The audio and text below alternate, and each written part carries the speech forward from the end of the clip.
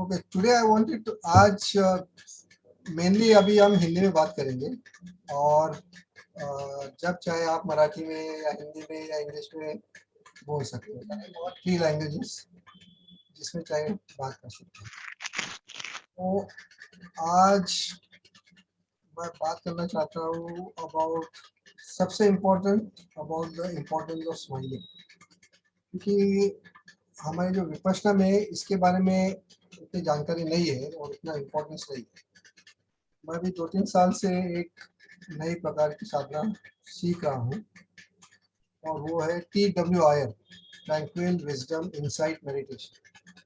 ये बनते विमल रमसी एक अमेरिकन बनते हैं और वो गुरुजी के निवास स्थान पर भी आकर गुरुजी के भाई को मिले हैं, इसमें उनका कहना है। तो वो काफ़ी साल बर्मा में साधना की, उन्होंने विपश्यना भी की और उसके बाद फिर वो मलेशिया गए और वहाँ उन्होंने मैत्री भावना सिखाना शुरू किया।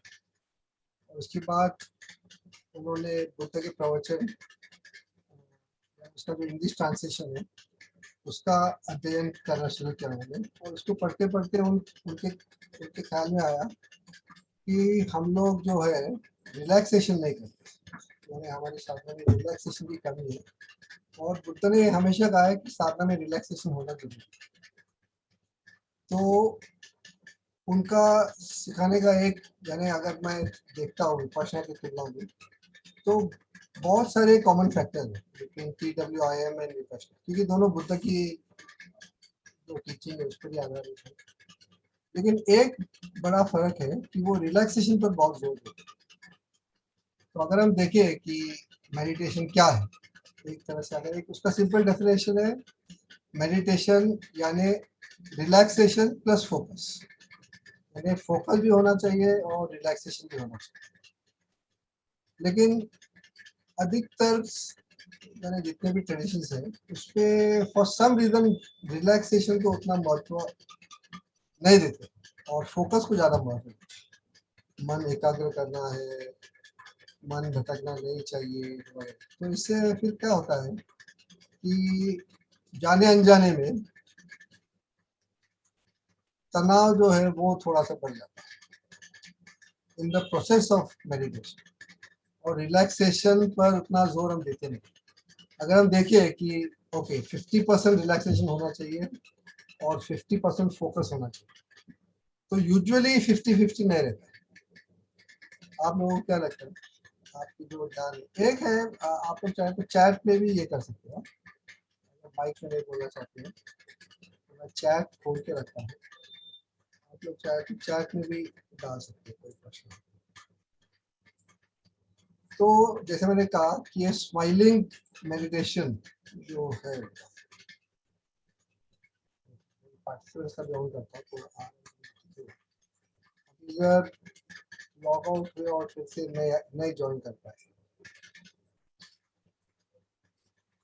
तो इम्पोर्टेंट बात यही है कि स्माइलिंग पर वो बहुत जोर देते हैं। तो उनका क्या कहना है कि while you are meditating you start with smile and during meditation you keep smiling। इससे क्या होता है, उनका ये है कि अभी हम एक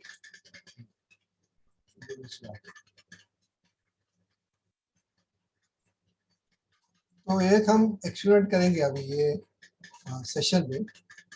आप लोग ये कीजिए कि you just keep smiling all the time. Yes, sir. during this session your मुझे अपना जो कहते हैं ना object of meditation, that will be smiling. So you try to smile all the time and when you are not smiling. नाही नाही, एक smiling meditation म्हणून एक हे आहे, ते ऐकायचं होतं. नाही तो उद्या कार्पेंटर आला ना, आता माझं थोडस काम होतं घरी. कारण मी सांगितलं ऍक्च्युली उद्या उद्या आहे ना तो. हो, इनफॅक्ट आणखीन पण चालू आहे काहीतरी.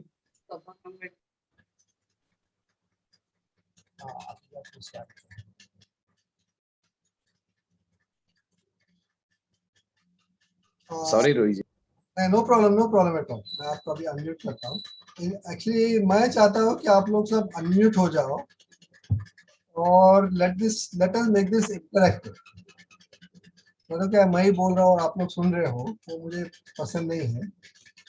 तो मैं चाहता हूँ कि हम एक दूसरे से वार्तालाप करें rather than lecture. This should be more like interactive discussion. ऐसा मैं चाहता हूँ।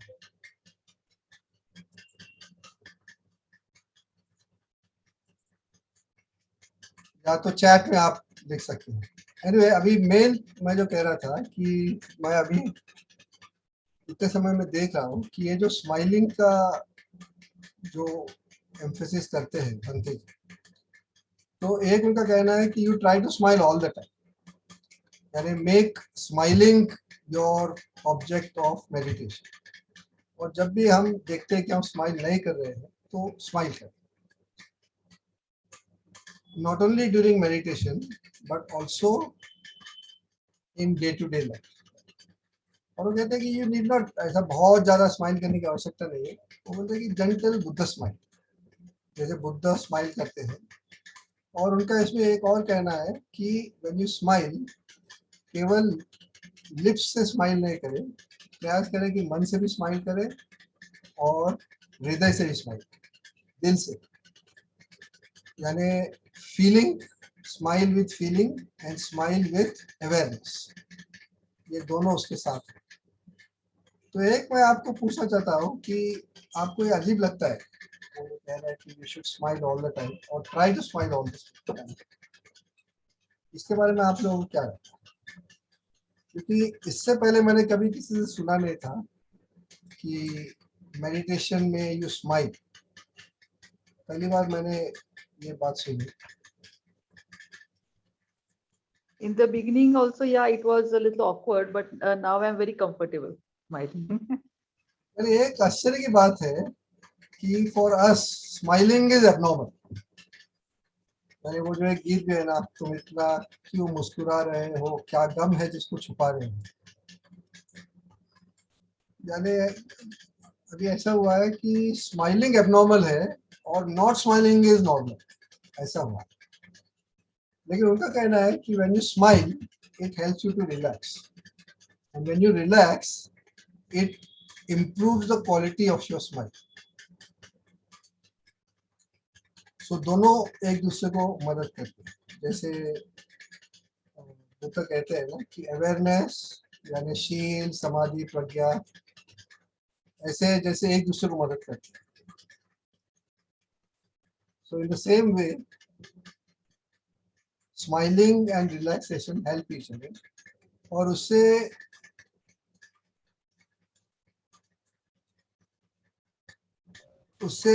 उनका और कहना है कि when you smile it also improves your level of awareness, यानी हमारी जो सजगता वो improve होता है when you smile. But when you smile it automatically helps you to relax. And उनका कहना है कि most of us हम बहुत ज़्यादा प्रयास करते हैं मेडिटेशन, सो वी यानी हमारा बैलेंस नहीं रहता है ड्यूरिंग मेडिटेशन। जबकि हम मेडिटेशन करते हैं फॉर बैलेंस, बट उनका ऐसा कहना है कि during while we are meditating we lose the balance because we are pushing too hard. उनका कहना है कि स्पेशली विद विपश्यना मेडिटेटर्स, उनको ज़्यादा पुश करने की आदत हो जाती है। कहते हैं ना, पुरुषार्थ करना है, कुछ करना है उनको, तो उनका ये कहना है। किसी का इसके बारे में कुछ कहना है? Rohit, your voice is gone. Oh, We cannot hear you. now?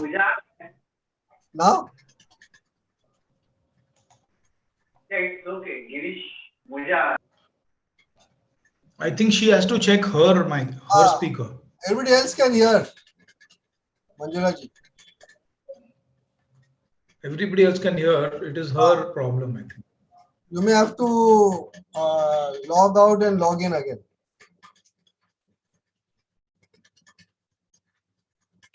तो मेरा पहला एक्शन स्टेप ये है, if all of you agree, एक तो I would like you to just start smiling now during this session and see how it feels. You just have to keep smiling all the time, and when you notice you're not smiling, you have to smile at it. ऐसे करना. Second thing, this is for after the session. During your meditation now, you try to smile, and you see what effect it has on the quality of your meditation. Third, in your day-to-day life, जहाँ तक हो सके, you have to consciously smile. और जब भी याद आए, और मैं खुद मतलब मेरे एक्सपीरियंस से देखता हूँ कि जैसे हम कहते हैं ना कि सांस पे ध्यान दो, और इतना आसान काम है सांस पर ध्यान दो, लेकिन नहीं ध्यान दे पाते, थोड़ी देर में मन भटकता है और फिर से वो मन को वापस लाना पड़ता है. इसी प्रकार से द सेम वे मैं देखता हूँ कि स्माइल करना भी उतना ही मुश्किल है, क्योंकि हमें आदत ही नहीं स्माइल करने की. तो बहुत बार आप देखोगे अरे मैं नहीं कर रहा उसमें. अब इस सेशन में आप देखोगे कि वेरी सून अरे मैं स्माइल नहीं कर रहा. तो ये स्माइल करना भी एक प्रकार से माइंडफुलनेस का एक रिमाइंडर होता है. फिर और दो मैं आपको बताना चाहता हूँ. एक तो रात को जस्ट बिफोर स्लीपिंग 3 काम करें. एक तो अपने आप को याद दिलाना है कि मुझे कल सुबह कितने बजे जागना है. आप सिर्फ एक अपने आप को एक रिमाइंडर दीजिए कि कल सुबह मैं 6:55 को, यानी better to give some figure like this, 6:55 या 6:57, अगर आप 7 बजे उठना चाहते हो कि इस समय मैं उठना चाहता हूँ. ऐसे सिर्फ एक ऐसे रिमाइंडर दीजिए. दूसरी बात, अपने आप को कहें कि मैं जब सुबह उठूँ तो मुस्कुराते हुए उठूँ और प्रसन्न चित्त से. ये दूसरी बात कहना है. और फिर तीसरी बात, नींद आने तक मुस्कुराते. और जब भी याद आए कि अरे मैं मुस्कुरा नहीं रहा हूँ, तो मुस्कुराते सो जाए और सुबह मुस्कुराते जग जाए. तो और फिर एक ऐसे रेजोल्यूशन करें कि मैं दिन भर ऐसे ही मुस्कुराते रहूं और प्रसन्न चित्त रहूं. What is smiling with or at mind? अच्छा, उनका क्या कहना है. एक तो स्माइलिंग जो है ना, क्योंकि एक तो हमें आदत नहीं है ना, तो स्माइलिंग मैकेनिकल हो जाता है. यानी अभी मैं आपको दिखाता हूँ. तो ये इससे हमें शुरुआत करनी है, भले वो मैकेनिकल लगे, आर्टिफिशियल लगे, क्योंकि हमें आदत नहीं है. तो शुरू में आदत नहीं है, अजीब लगेगा कि क्या कर रहे हैं. तो शुरू में थोड़ा सा, क्योंकि नया काम है ना, तो थोड़ा सा उससे गुजरना पड़ेगा. और एक बार वो हो जाने के बाद, ये तो शुरुआत होगी. उसके बाद फिर we have to improve the quality of the smile. तो मान लो हम मेडिटेशन कर रहे हैं, तो मन में प्रसन्नता जगानी है, उसको कहते हैं स्माइलिंग विद द माइंड. मन में प्रसन्नता जगानी है और फिर दिल से स्माइल करना है, मतलब संवेदना महसूस करनी है, यानी मैत्री की संवेदना. तो अब उसके बारे में मैं आगे बात करूंगा, जो मैत्री की साधना है. तो तीनों प्रकार से करनी, यानी मेडिटेशन विद माइंड, यानी मेडिटेशन विद यानी smiling with awareness, and smiling with the heart, यानी स्माइलिंग विद द फील. और लिप्स के साथ स्माइल कर रहे हैं. और वो तो और एक कहते हैं कि जब आंखें बंद हो तो you can smile with your eyes, मतलब रिलैक्स दी आईज. क्योंकि कभी कभी हम जब मेडिटेशन करते हैं तो थोड़ा सा तनाव आंखों में भी होता है, स्पेशली जब हम सर से पाँव से सर करते हैं, तो कभी कभी आंखें भी हिलती है विद द मोमेंट. तो आंखों को भी रिलैक्स करना बहुत जरूरी है. तो ये सारी बातें हैं अबाउट स्माइलिंग. स्माइलिंग के बारे में एक और है, इसका भी बहुत रिसर्च हो रहा है. तो एक उन्होंने देखा है कि स्माइलिंग का डायरेक्ट रिलेशनशिप है विद मूड. जैसे एक एक्सपेरिमेंट उन्होंने किया था, उसमें उन्होंने जो रिसर्च के सब्जेक्ट्स थे उनको उतना ही कहा कि यू कीप अ पेंसिल, यानी आपके दांत के बीच में एक पेंसिल रखिए. जब हम दांत के बीच में पेंसिल रखते हैं तो अपने आप थोड़ा बहुत स्माइलिंग होता है। तो उन्होंने ये करके फिर उनका जो मेंटल स्टेट है उसको इवेल्युएट किया। तो उन्होंने देखा है कि ये जो मैकेनिकली जो हम स्माइल करते हैं just using pencil, even that, उससे उनका मूड इम्प्रूव है। और बहुत सारे एक्सपीरियंस हो गए। तो उन्होंने ये देखा है कि smiling gives a message to the brain और द माइंड कि देयर इज समथिंग गुड, और उससे फिर एक खुशी होती है, और जो खुशी होती है उससे रिलैक्सेशन होता है, स्माइलिंग से भी रिलैक्सेशन होता है। तो वो दोनों एक दूसरे को मदद करते हैं। स्माइलिंग से रिलैक्सेशन, रिलैक्सेशन और स्माइलिंग से खुशी होती है मन में अपने आप, कोई बायोकेमिकल रिएक्शन के कारण, और वो खुशी के कारण ऑटोमेटिकली स्माइलिंग भी इम्प्रूव। तो अभी ये एक बात मैं चाहता हूँ कि आप लोग सब खुद एक्सपेरिमेंट करके देख लीजिए, सच है क्या स्माइलिंग से सचमुच ये इम्प्रूव होता है क्या। एक मिनट, मैं किसी और कर, तो स्माइलिंग के बारे में इतना मुझे कहना था। किसी को इसके बारे में कोई प्रश्न पूछना है? और या रोहित जी, हाँ जी, हाँ जी, एक दो अनुभव मुझे जो आए इसके बारे में, तो एक हाँ, मैं बात करता हूँ। कुछ मतलब होलीगंस थे या पता नहीं, हाँ, तो when I was smiling my teeth were visible, तो उन्होंने अच्छा क्या दांत निकाल रहा है वो एक चीज है। और दूसरा, कंपनी में we are having some meeting, and at the time मैंने मुंह तो बंद रखा था लेकिन चेहरा स्माइली था। तो देवर एंड से कि हम लोग सीरियस मीटिंग कर रहे हैं और आप स्माइलिंग कर रहे, तो ये दोनों चीज I thought I share with you, and in such cases what we do, I mean. बहुत अच्छा कहा आपने। देखो, मैंने अभी कहा कि somehow smiling has become abnormal। तो ऐसे कोई सिचुएशन होगा, यानी कोई सिचुएशन हो, तो there you have to smile only with your mind rather than with your lips। आजकल एक अच्छा है कि मास्क पहनना पड़ता है, तो it is easier to smile behind the mask. लेकिन अगर ऐसी कोई सिचुएशन हो जहाँ पर आपके स्माइल से किसी को तकलीफ हो रही हो, या किसी को ऐसा लगे कि क्या हो रहा है, आप क्यों स्माइल कर रहे हो, तो यू हैव टू वो सिचुएशन अपने को हैंडल करना पड़ेगा। तो ये एक इसका ड्रॉबैक है। अभी जैसे और एक बात है कि specially in India and in Asian countries, women if they smile, उसका कुछ गलत मतलब निकल सकता है। So we have to be really careful about this. So there are some situation जहाँ स्माइल नहीं कर सकते, ऑफिस में हो या कोई सीरियस मीटिंग हो या कहीं जा रहे हो, तो विद दैट यानी वो उतना अपने को मैनेज करना होगा। और जैसे मैंने कहा ना, it has to be very gentle smile, यानी इतना भी आप करो ना, तो this is the Buddha smile. तो इससे ज्यादा करने की आवश्यकता नहीं। और ऐसी सिचुएशन में मान लो आप मीटिंग में बैठे हो, और तो you can remind yourself to relax. There you just remind yourself कि let me relax. So you can relax the head, or you can relax different parts of the body. You can relax your hands. So that is the alternative to this. तो ऐसे कुछ situation होंगे जहाँ पे हम smile नहीं कर सकते, सो वो सिचुएशन को छोड़कर at every other place we can smile. और दूसरा एक चीज मैंने जो मॉर्निंग मेडिटेशन में ऑब्जर्व किया है कि चेहरे पे बहुत सारा तनाव महसूस करते हैं, और जैसे जैसे साधना करते हैं वैसे वैसे वो मसल्स रिलैक्स हो जाते हैं, and then you feel that कि वो तनाव निकल गया है।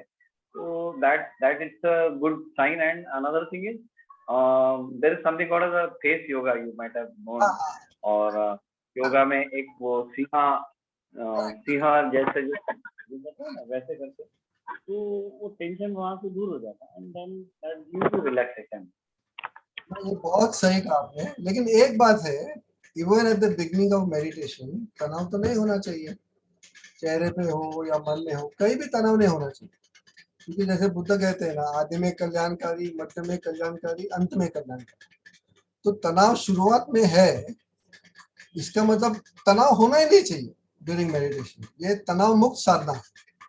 सो अगर आपको ऐसा महसूस हो रहा है कि कहीं भी तनाव हो, चेहरे में या सर पे या शरीर के किसी भी भाग में, तो वो तनाव को रिलैक्स करना चाहिए। कभी कभी गुरुजी भी कहते हैं, मान लो कि तनाव महसूस हो रहा है, तो उन्होंने भी अलग अलग तरीके बताए। जैसे वो कहते हैं कि बुद्धानुसति करो, धम्मानुसति करो, संघानुसति करो, खुद का जो पुण्य है उसको याद करो, और कभी कभी वो कहते हैं जाके लेट जाओ। इससे भी अगर नहीं होता है तो कहते हैं थोड़ी देर जाके लेट जाओ, शरीर को रिलैक्स करो। तो यही मैं कहना चाहता हूँ कि फिजिकली तनाव नहीं होना चाहिए, क्योंकि फिजिकली तनाव है तो मन और शरीर अलग अलग नहीं है, वो दोनों एक ही। जैसे कहते हैं ना कि मन जो है वो सूक्ष्म शरीर, शरीर जो है वो स्थूल मन, एक प्रकार से दोनों जुड़े हुए हैं। तो शरीर में अगर तनाव है, इसका मतलब मन में कहीं ना कहीं तनाव है।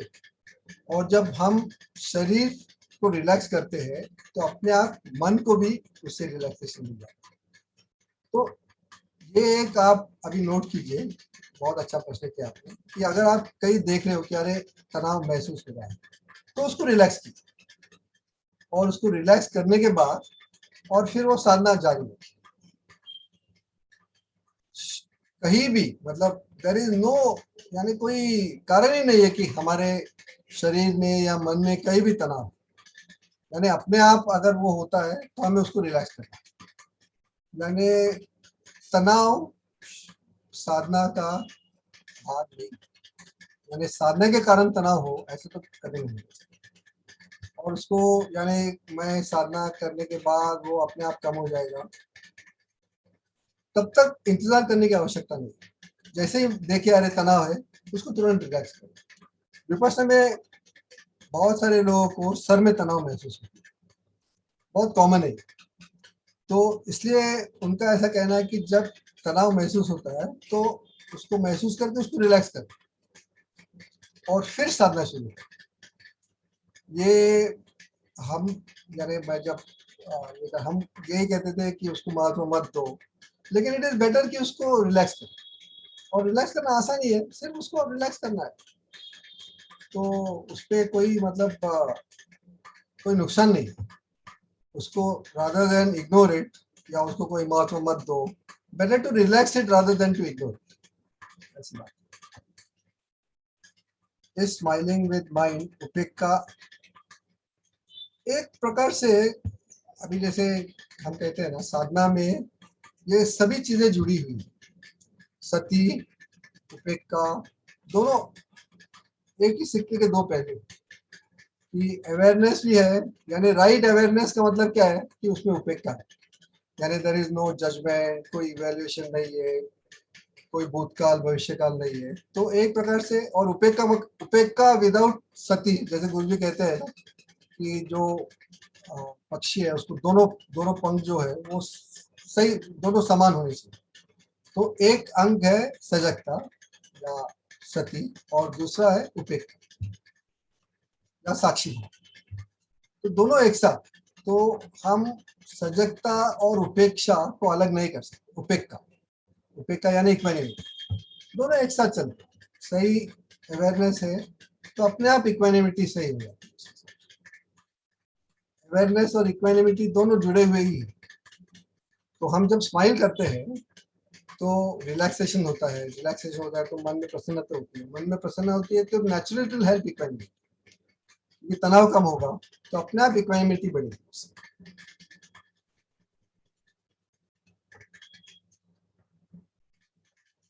और कोई प्रश्न है तो अभी हम आगे बढ़ते हैं। तो अभी हम बात करेंगे माइंडफुलनेस। अभी विपश्यना में हम क्या सीखते हैं, हमारे दो आलम्बन, सांस और संवेद। सांस और संवेदना, लेकिन जो बुद्ध ने जो सतिपट्टन सूत्र में उन्होंने 4 आलम्बन दिए। एक तो कायानुपश्यना में सांस है, फिर बॉडी के अलग अलग पोस्चर है, मूवमेंट्स है, बॉडी के अलग अलग धातु है, ये सब कायानुपश्यना है और वो हम करते ही हैं काफी हद तक। उसके बाद वेदनानुपश्यना है यानी सेंसेशन। लेकिन जो बाकी जो दो चीजें हैं, चित्तानुपश्यना और धम्मानुपश्यना। चित्तानुपश्यना यानी मन में क्या चल रहा है, और धम्मानुपश्ना मन में यानी सॉरी चित्तानुपश्ना यानी मन की स्थिति क्या है, और धम्मानुपश्ना यानी मन में क्या विचार चल रहे हैं। इनको हम उतना महत्व देते नहीं हैं, लेकिन इनको महत्व देना उतना ही जरूरी है जितना हम सांस को और संवेदना को देते हैं। गुरु जी शुरू में कहते हैं कि अच्छा ये मन में क्या है, अच्छा मन में द्वेष, तो फिर शुरू मुस्कुराए। जैसे गुरु जी कहते हैं 10 दिवसीय शिविर के दूसरे दिन, पहले दिन दूसरे दिन में, कि मन भटक गया। जैसे ही पता चले कि मन भटक गया, बस मुस्कुराए और फिर शुरू कर, फिर से शुरू कर, फिर मन भटक गया। फिर गुरु जी क्या कहते हैं, शांत चित्त से, सजग चित्त से, समता भरे चित्त से। अभी अगर आप देखोगे ये तीनों इंटरकनेक्टेड, शांत, सजग, समता भरे। मन शांत है तो अपने आप सजग हो जाएगा, शांत और सजग है तो अपने आप समता है।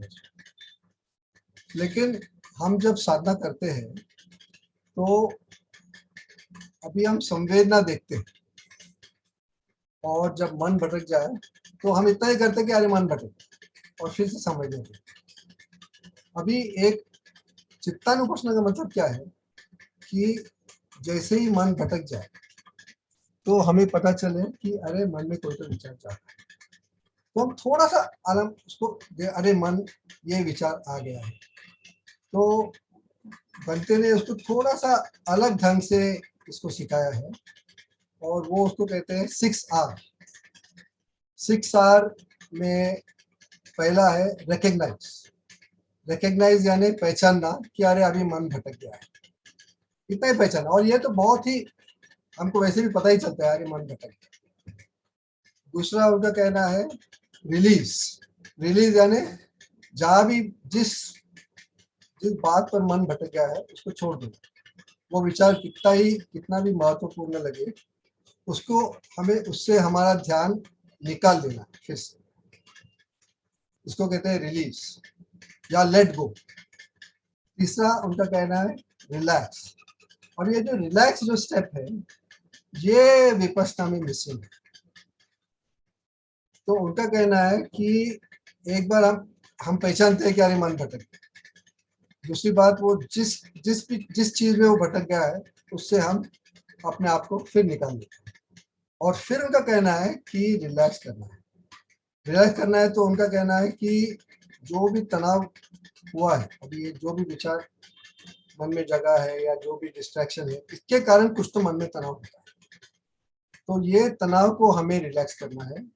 तो उनका कहना है कि सर पे जाकर, सर में जो भी तनाव महसूस होता है उसको रिलैक्स करना है। इसके बाद फोर्थ स्टेप है री-स्माइल। अभी अगेन ये विपश्यना में नहीं है। री-स्माइल यानी फिर से मुस्कुराना। और फिफ्थ स्टेप है return to the object of meditation. अभी ऑब्जेक्ट ऑफ मेडिटेशन या तो सांस है, या तो संवेदना है, या तो मैत्री। हम विपश्यना में ये तीनों प्रैक्टिस करते हैं, तो ये तीनों एक है। तो ये तीनों स्टेप हमें यानी फर्स्ट है recognize, second release, third relax, fourth re-smile, और उसके बाद return to the object of meditation. And इसका लास्ट R है रिपीट, यानी ये पूरा प्रोसेस को रिपीट करना है। तो मान लो अभी हम सांस का काम कर रहे हैं, आनापान कर रहे हैं। आनापान हम देख रहे हैं, सांस आ रहा है, सांस जा रहा है, आ रहा है, जा रहा है, आ रहा है, और मन भटक गया किसी भी चीज। थोड़ी देर के लिए हमें होश रहेगा कि मन कहाँ भटक गया। फिर उसके बाद जब होश आ जाए तो पता चलता, पहली बात हमें पता चलता है कि अरे मन भटक गया, सांस पर नहीं टिका है, मन कहीं भटक गया, इसको कहते हैं रिकग्नाइज। फिर उसके बाद अरे जो भी विचार है अभी उसका कोई महत्व नहीं है, अभी तो मुझे साधना करनी, तो वो विचार को हम छोड़ दें। तीसरी बात, मन को रिलैक्स करें, मन में जो भी तनाव हो रिलैक्स करें। फोर्थ स्टेप स्माइल करें। फिफ्थ स्टेप फिर से सांस पर आना, फिर से सांस का काम कर रहे। तो ये उनका 6R है। और मैं समझता हूँ, अभी मैं इतने सालों से प्रश्न करता हूँ कि ये जो गुरुजी सिखाते हैं इससे कोई कॉन्ट्रडिक्शन नहीं है इसमें। यानी गुरुजी के जो जो गुरुजी ने सिखाया उसके विपरीत नहीं, क्योंकि रिलैक्स तो गुरुजी भी कहते ही है कि शांत चित्त से, सजग चित्त से, समता भरी चित्त से। तो ये हम जो रिलैक्स और स्माइल करते हैं तो इससे मन तो शांत होता ही है, शांत होता है तो सजग होता है, और सजग होता है तो समता भी इससे पुष्ट होता है। तो मैं चाहता हूँ कि अभी थोड़ी देर हम ये करके देखें, यानी एक 5 मिनट के लिए हम आनापान करेंगे, और उस पर जब भी मन भटक जाए, आप जब भी समझ ले कि अरे मन भटक गया है, तो इस प्रकार से आप करके देख लीजिए कैसे होता है। मैंने सबसे पहले समझ ले कि अरे मन भटक गया, उसके बाद जो भी डिस्ट्रैक्शन है उसको लेट गो, छोड़ दे। फिर शरीर पर जो भी टेंशन महसूस हो जाए उसको रिलैक्स करें, स्माइल करें, और फिर से सांस का काम। अच्छा, अभी ये बहुत ही तेजी से करना है, यानी जो रिलैक्स है और जो स्माइल है वो तुरंत होता है। अभी रिकग्नाइज हम तुरंत करते हैं कि अरे मन भटक गया, 1 सेकंड भी नहीं लगता है, उसको छोड़ देना भी 1 सेकंड भी लगता है। इसी प्रकार से रिलैक्स करना और स्माइल करने में भी 1 सेकंड भी नहीं लगता। ये बहुत फास्ट होता है, ये बहुत फास्ट प्रक्रिया है। तो अभी हम थोड़ी देर ये करके देखते हैं 5 मिनट। हाँ, तो अभी शुरुआत करते हैं। अभी 7:35 हुआ है, 7:40 तक हम ये करेंगे। तो किसी को इसके बारे में कोई प्रश्न है? यस, रिलैक्स टाइप इज समता, इट इज समता ऑल्सो, और इससे सजगता भी बढ़ती है, तो अवेयरनेस भी बढ़ता है। तो ये अभी हम करते हैं। ओके, तो अभी शुरुआत करते हैं। आनापान करना है। आनापान करते समय जब भी मन भटक जाए तो समझ ले मन भटक गया, फिर उसको रिलीज करें, जो भी डिस्ट्रैक्शन है। सर को रिलैक्स करें, स्माइल करें, फिर से शुरुआत। ओके, अभी 5 मिनट।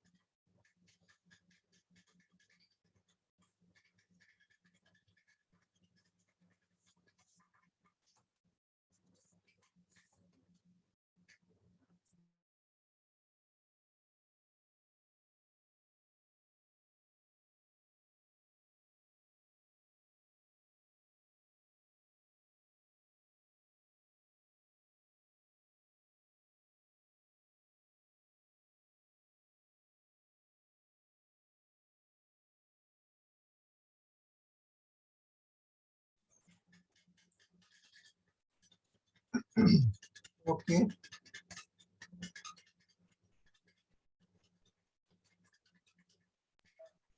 रोहित जी, हाँ जी।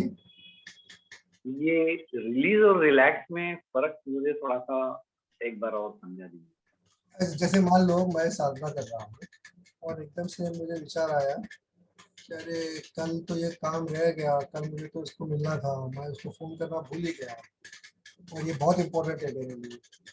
तो एकदम से मुझे कहा अरे ये विचार आया था, इम्पोर्टेंट है बहुत काम। तो कभी कभी मन में आ जाता है अब तुरंत उसको कॉल करेंगे, फिर तब खुद को समझाना पड़ता है कि नहीं अभी ये बाद में करें, और ये विचार को अभी छोड़ देते।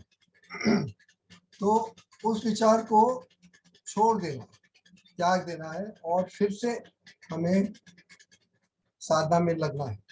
जो भी विचार हो, अभी विचार का मतलब क्या है, डिस्ट्रैक्शन का मतलब ऐसी कोई भी चीज या विचार या आवाज हो सकता है, या जो हमें अपने जो आलंबन है उससे दूर ले जाता है। तो जैसे ही हमें पता चले कि अरे मेरा मन भटक गया, तो किस कारण भटक गया, किस विचार से या किस चीज के कारण भटक गया, उस चीज को छोड़ दो, उसको कहते हैं रिलीज। तो एक बार उसको छोड़ दिया, वो जो भी चीज है, उसके बाद फिर रिलैक्स करना। और हो सकता है कि आप फिर से साधना में लग जाए, फिर से वही विचार आ जाए। मान लो आज किसी के साथ झगड़ा हुआ और साथ में बैठते ही उसकी याद आ जाए कि उसने ऐसा कहा, मैंने ऐसा कहा, उसने ऐसा कहा, फिर एकदम अरे मन भटक, फिर आप वो पूरा करेंगे 6 8, फिर साधना करेंगे, फिर से वो विचार आए, अरे उसने ऐसा क्यों कहा, ऐसा तो नहीं कहना चाहिए था, क्या किस मतलब बहुत ही गलत आदमी है।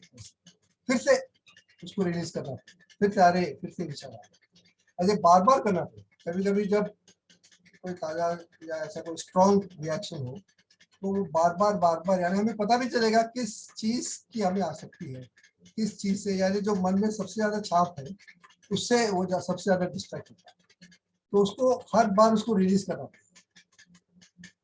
इसलिए जो गुरु जी कहते हैं ना, फिर शुरू करें, फिर शुरू करें, करने का मतलब क्या है कि वो जो भी डिस्ट्रैक्शन है उसको छोड़, फिर करेंगे, फिर वो आएगा, फिर उसको छोड़, फिर छोड़, फिर छोड़, ऐसे करना। और फिर उसके बाद रिलैक्स, यानी सर पे अपना ध्यान देकर उधर जो भी टेंशन है या शरीर के कहीं भी जो भी टेंशन है उसको रिलैक्स करें। समझ में आ गया गिरी जी?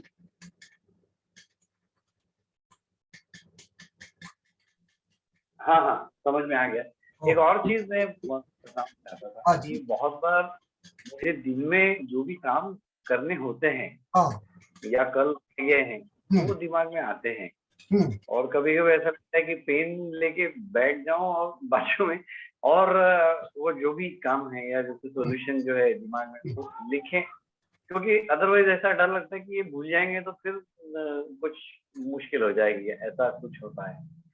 तो उसको कैसे टैकल करेंगे? इसमें एक्चुअली दो बातें हैं। या तो आप बोलो अगर वो सचमुच जरूरी है तो मैं नहीं भूलूं, ये मन एक प्रकार से डिस्ट्रैक्ट करने का ये एक अलग तरीका है।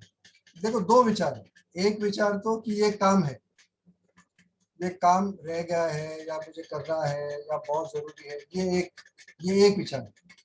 और दूसरा विचार है अरे मैं ये भूल जाऊं, या अगर मैं कहीं लिख नहीं दूं तो मैं भूल जाऊं। तो अब ये केस बाय केस है, कभी कभी उसको लिख दिया तो फिर वो शांत हो जाता है। चलो, क्योंकि मन की आदत है कि अरे कहीं मैं भूल नहीं जाऊं, तो वो डिपेंड करता है आप पर।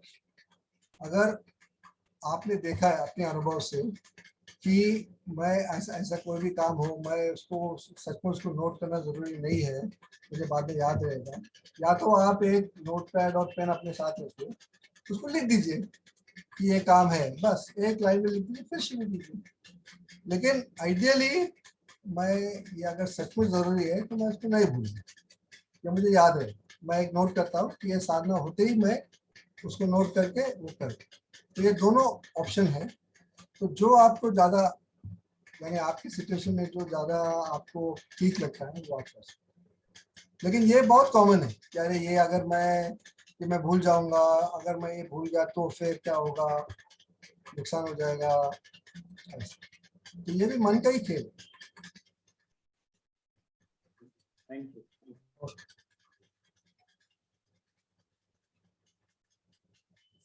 तो ये है 6R। अभी एक बात मैं और कहना चाहूँगा कि अगर आप में से किसी को भी जैसे विपश्यना में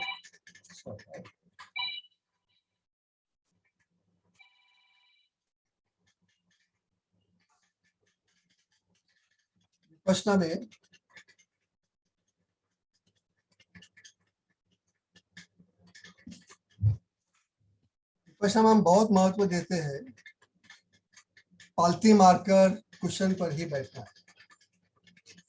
लेकिन बंदे का कहना है कि ये सचमुच उतना जरूरी नहीं है। तो आप में से अगर किसी को पालती मारकर बैठने में तकलीफ होती है, ज़्यादा देर आप नहीं बैठ पाते हो, तो कुर्सी में बैठने में कोई प्रॉब्लम नहीं। कुर्सी पे आप बैठ सकते हो, इतना ही है कि ऐसे एकदम टेक कर नहीं बैठना। तो आप ट्राई कीजिए, ये भी एक अनुभव की बात है। आप कुर्सी पर बैठकर देखिए कि इससे आपकी साधना में इम्प्रूवमेंट होता है। मैं तो खुद अभी कुर्सी पे बैठा, क्योंकि मैंने देखा है कि पालती मारकर बैठे हुए आधे घंटे के बाद फिर वो डिस्कम्फर्ट महसूस होता है। तो वो कहते हैं कि ऐसी कोई जरूरी नहीं है। उनका यही कहना है कि भारत में सभी लोग पालती मारकर बैठते हैं और फिर 20-30 मिनट के बाद वो फिर उसको तकलीफ शुरू हो गई। थोड़ा सा कॉन्ट्रोवर्शियल है, लेकिन आप में से अगर किसी को पालती मारकर अगर आप आराम से बैठ सकते हो तो कोई प्रॉब्लम नहीं है, लेकिन अगर आपको उस पर तकलीफ होती है तो कुर्सी पर बैठे।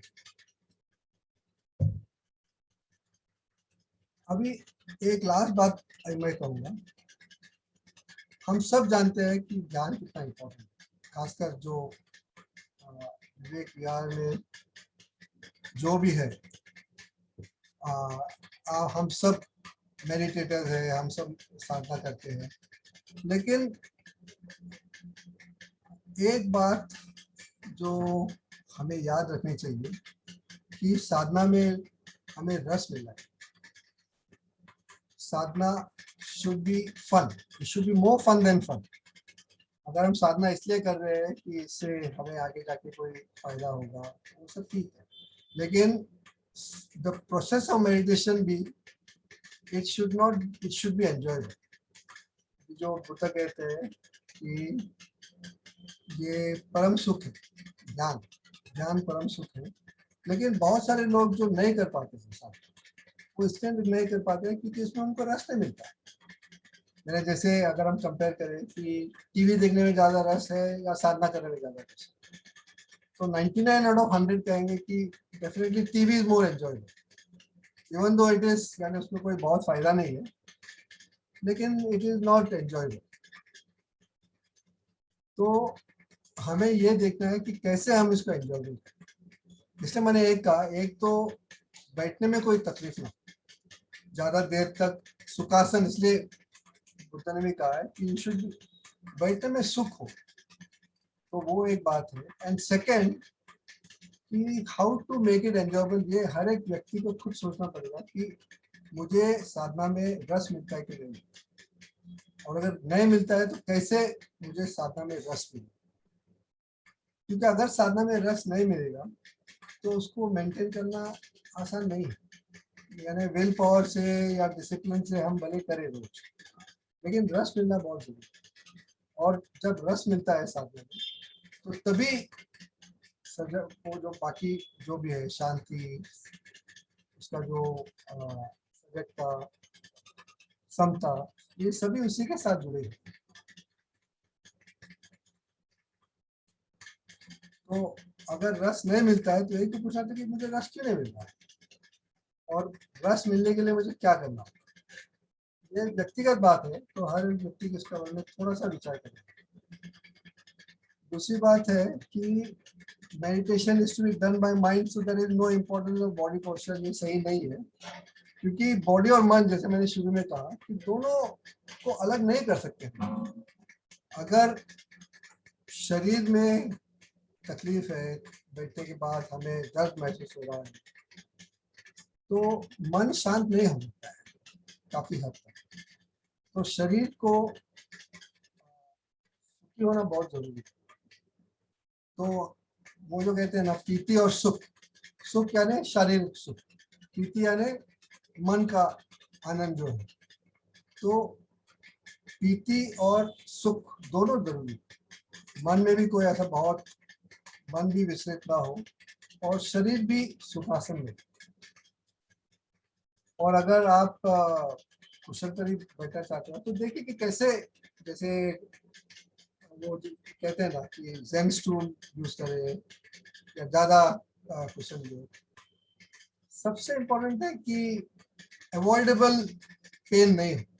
यानी अगर हम ऐसे बैठने से दर्द होता है और फिर भी हम अधिष्ठान दे और चाय को जो हम लें, तो वो सस्टेनेबल नहीं है। तो ये आप थोड़ा सा ये 2-3 चीज़ों के बारे में हर व्यक्ति को देखना चाहिए कि कैसे शारीरिक सुख और मन का जो आनंद है वो दोनों बड़े मेडिटेशन में भी बड़े और मेडिटेशन से भी बड़े, यानी जर्नी और डेस्टिनेशन जिसे हम कहते हैं, ये सफर है और ये उसका अंतिम लक्ष्य है। तो दोनों में सुख, जैसे मैंने कहा ना, बुद्ध ने कहा कि आदि में कल्याण कर, यानी शुरू में भी सुख ही है, बीच में भी सुख है और लास्ट में भी सुख। तो सारा जो धर्म की जो यात्रा है वो सुख में होनी चाहिए।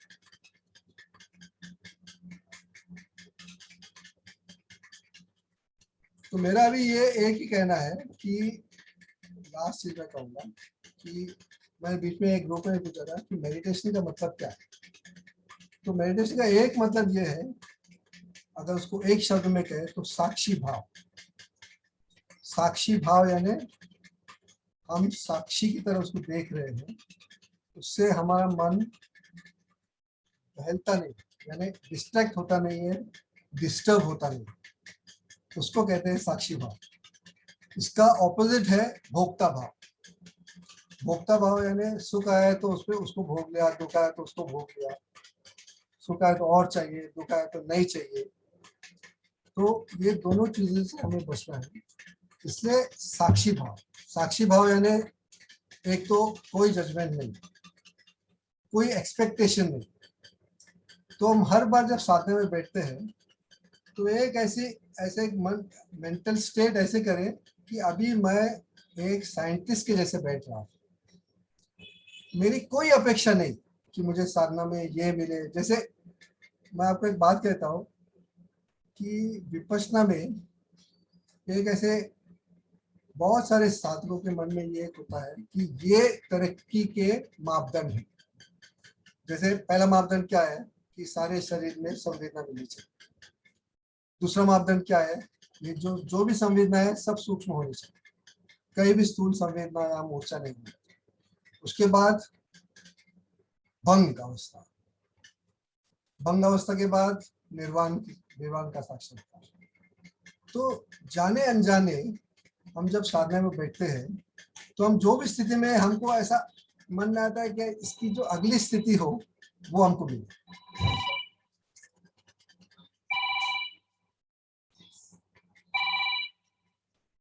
सॉरी। तो ये तो जो है ना साधना का बिल्कुल विपरीत है। साधना का मतलब हमें कोई अपेक्षा नहीं, साक्षी भाव। हमें साधना में भी अगर हमें तरक्की की हम उम्मीद करते हैं जाने अनजाने, मुझे भंग अवस्था मिलनी चाहिए। कई लोग लॉन्ग कोर्स में क्यों बैठते हैं, मैं जब टीचर था उनसे पूछा था, उनके मन में कहीं तो है कि लॉन्ग कोर्स में मुझे भंग की अवस्था महसूस होता है। मैंने 5 शिविर किए हैं, 8 शिविर किए हैं, अभी तक भंग की जो है वो नहीं मिला है, तो लॉन्ग कोर्स में मिले। वो इसलिए नहीं बैठ रहे। अभी गुरुजी बार बार कहते हैं कि संवेदना मापदंड नहीं है, मापदंड केवल समता है। चाहे वो भंग हो या स्थूल हो या मूर्छा हो या कुछ भी हो, उसके प्रति हमें समता में रहना है, क्योंकि वो अनित्य है, अनात्मा है, दुख है। जो भी महसूस होता है वो दुख, जो भी महसूस होता है वो अनित्य है, जो भी महसूस होता है वो अनात्मा है। लेकिन हम जब साधना में बैठते हैं, मन का एक हिस्सा राग द्वेष करते ही रहता है, जो गुरुजी कहते हैं ना, संवेदनाओं का खेल खेलते ही रहता है। तो वो तो चाहता है कि अरे इस बार तो ये हो जाए, या अपने आप से तुलना करता है या किसी और से। पिछली बार तो मन इतना शांत था, अब देखो ऐसा हुआ, अब मैं अधिष्ठान में नहीं बैठ पाता हूँ, पहले भंग महसूस हुआ, अब नहीं हो रहा है, पहले सूक्ष्म था अब नहीं हो रहा है, अभी फिर मूर्छा हो। तो बहुत ही इम्पोर्टेंट है कि हम जब भी साधना में बैठे अपने आप को कहे कि मुझे कोई फर्क नहीं पड़ता, मुझे क्या महसूस होगा, मुझे उससे कोई फर्क नहीं पड़ता। वो सूक्ष्म हो, स्थूल हो, मूर्छा हो, मन शांत हो, मन में बहुत सारे विचार चल, मुझे कोई फर्क नहीं पड़ता। मैं केवल साक्षी भाव में बैठने वाला हूँ और शांत चित्त से, सजग चित्त से, समता वाली चित्त से साधना करने वाला हूँ।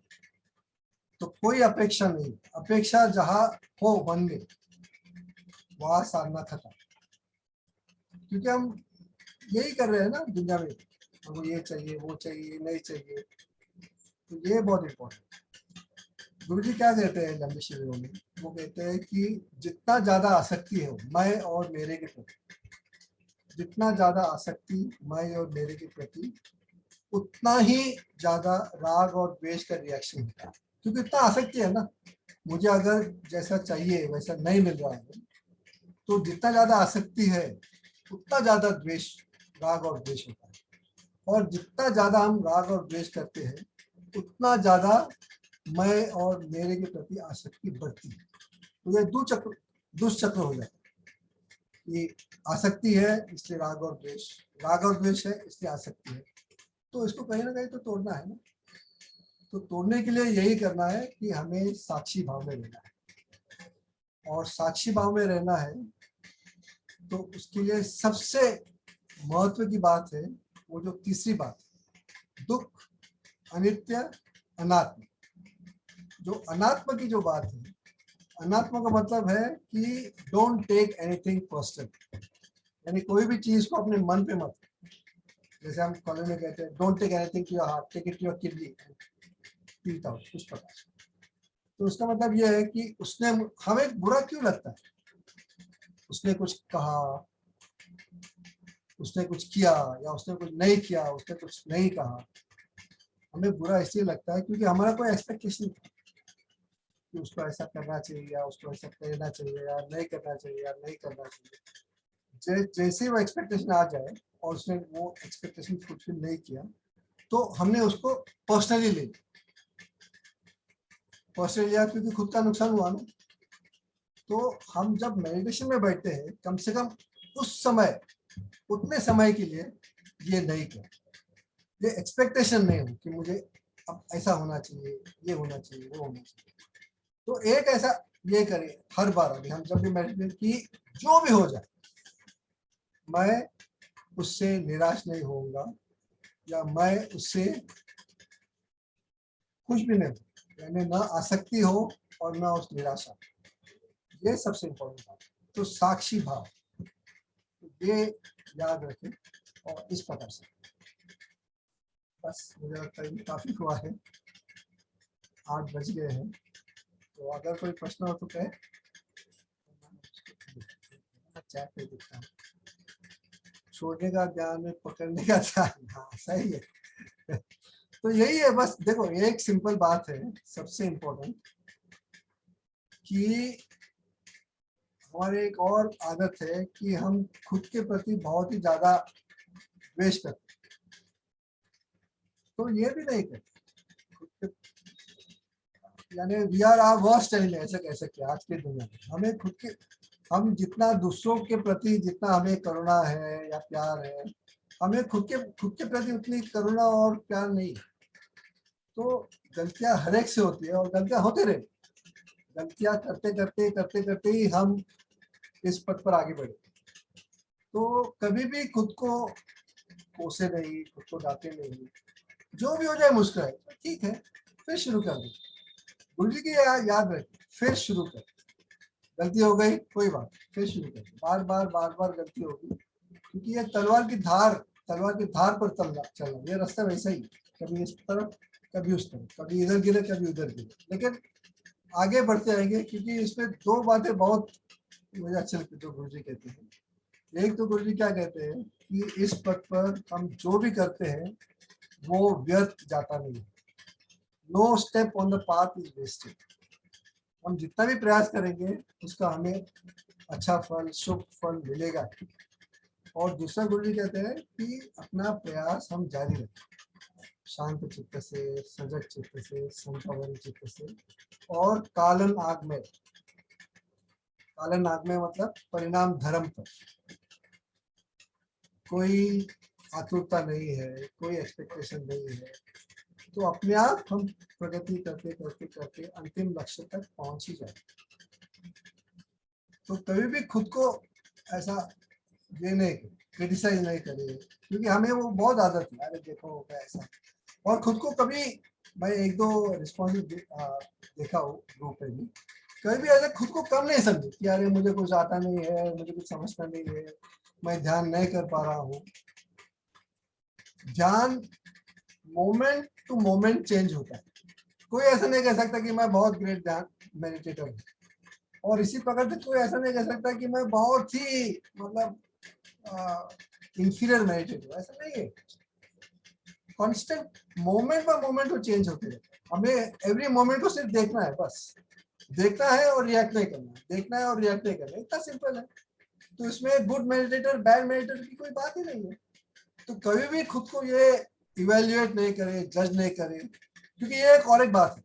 यानी जैसे हम बाकी चीजों को इवेल्युएट करते हैं, अरे मेरी साधना कैसे हो रही है, खुद के साथ इवेल्युएट करते हैं, अरे मैं 10 साल से साधना कर रहा हूँ, अभी तक मन टिकता नहीं है, मैं तो बहुत ही कमजोर हूँ बाकी लोगों के हिसाब से, मैं खुद ऐसा सोचता हूँ।